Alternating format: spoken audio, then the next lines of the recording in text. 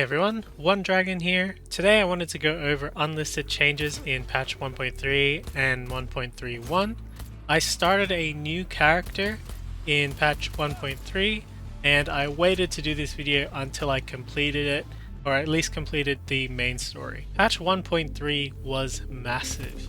To me, a significant portion of the patch was unlisted and demonstrates or hints at what CDPR is continuing to work on.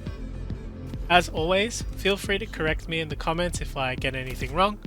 I test a lot of these things myself, and because of that, it may just be from a low sample size, or it might function differently on consoles. I am playing on PC.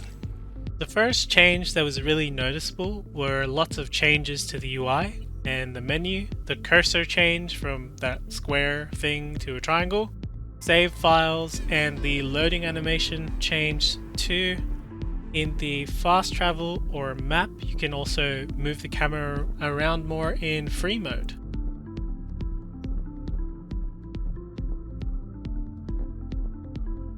Once I loaded in and ran around the city a lot, I noticed that there were significant changes to the ads or commercials. I don't normally pay attention to the commercials that are around the city, but it became really clear when I couldn't hear the old Argiatic ad.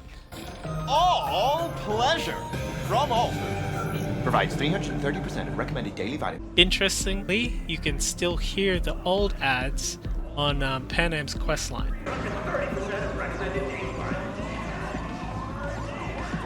The next thing is they added a couple of iconic jackets as part of the free DLC, but they added more variations to those jackets in-game and changed some enemy loot pools as well as containers. Some of the loot changes were also not related to the jackets, so for those of you that like to keep track of certain bits of clothing, those might be different in patch 1.3 as well. Next is a nice change to the gorilla arms. If you equip a mod that has condition damage or elemental damage, it shows up as an animation.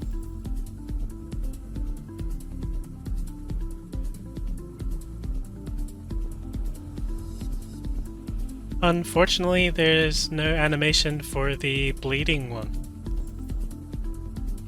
We have quite a few changes that impacted money and income in Cyberpunk. The reduction of sale price of drinks and those 750 junk items are now 150 eddies instead.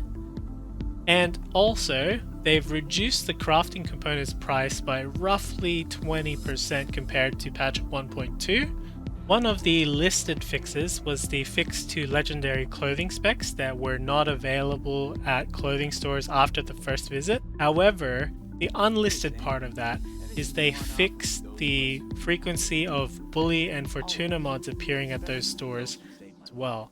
I assume it had a similar bug to the clothing specs that was introduced in patch 1.2 because it was very difficult, if not impossible, for me to find them on my level 50 character who had visited those stores before. The cheapest ones will be at Jinguji after you complete the Max Tax Cyber Psycho quest there, as there is a reduction in price after completing that quest. Speaking of modifications, in patch 1.3 they added crafting specs or legendary versions of a lot of modifications, specifically the ones from guns such as the Crunch mod, and some of the clothing mods which didn't have legendary variations like the Armadillo mod. Another unlisted change was zooming before entering photo mode, which allows you to take close-up shots. In 1.2 this was bugged and it left the blue effect on the photos, but now it's fixed. One thing that I was unable to do, which I normally do in my playthroughs, is going to the rooftop of the Afterlife to grab the legendary crafting spec for Achilles. However, now it just doesn't grant you access after visiting the Afterlife. The main listed change to Netrunning was nerfing Contagion. However, they also removed the ability to hack through walls using ping and updated the description of Sonic Shock and Memory Wipe. So there were a number of listed AI changes or fixes in 1.3 which were further tuned in patch 1.31. A lot of the changes make fighting enemies slightly more difficult on very hard, as enemies detect the player faster and are more aggressive in searching as well. Overall, it makes stealth slightly more difficult, but mostly in the early game until you hit enough street cred to crit stack or get cyberware perks to decrease detection speed. The first unlisted change that was super noticeable to me was a fix to the Maelstrom roadblocks that spawn at night in Watson. For me, they frequently bugged in 1.2 and didn't react to anything. Now they seem to be fixed, actually fighting back. The AI seems to be able to remember if you aggro them, if they're not despawning enemies. This is particularly noticeable if you aggro the NCPD. In the past, typically if you left the area, enemies would drop aggro or reset.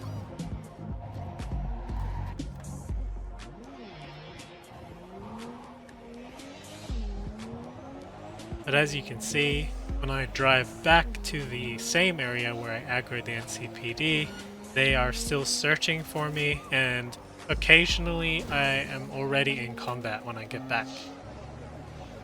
This also applies to other enemy NPCs and gangs, not just the police, which sometimes results in enemies fighting in the streets. Although it is rare to just drive away from combat, this is what happens. Okay, so from here there'll be some significant spoilers, so be warned. The next unlisted change was the iconic pistol Death and Taxes is available during the side gig X Factor. Look pretty damn fine in that wetsuit. You should see me in my Max Tech uniform. Whoa. Mean you have one? Indeed I do. Won it in a bet. Still hangs in my closet waiting for the right occasion. Huh. I'm gonna hold you to that. If you romance Judy, you can access the Max Tech uniform in her apartment. Since you can't romance Judy on male characters, the Max Tech uniform is just not in her room. One thing I noticed when I was doing chipping in is that some of the idle dialogue has been changed and they've added like a few variations. Hey V, you alright? Wanna talk? Hey, what's up? One of the things that I enjoy doing, and I did that again in this playthrough, is low leveling Don't Fear the Reaper or the secret mission. I noticed that they removed the first autosave as soon as you enter. However, now you have to get to the elevator or the second level for it to save. They also added a couple of dialogue lines from Johnny Silverhand in the first level after you clear out some of the enemies. So far, so good. Starting to think this plan wasn't batshit crazy after all. Another thing that I noticed is the return of the gorilla arms when you finish an ending, and they also created this new ending card to show the rewards that you get. Overall, I'm liking some of the changes that are in here, plus the ones that are obviously listed ones, especially the AI changes. I think that's moving in the right direction. There are a few more changes which I didn't list in the video. I'll put them in the description. Thanks for watching. I'll see you later, James.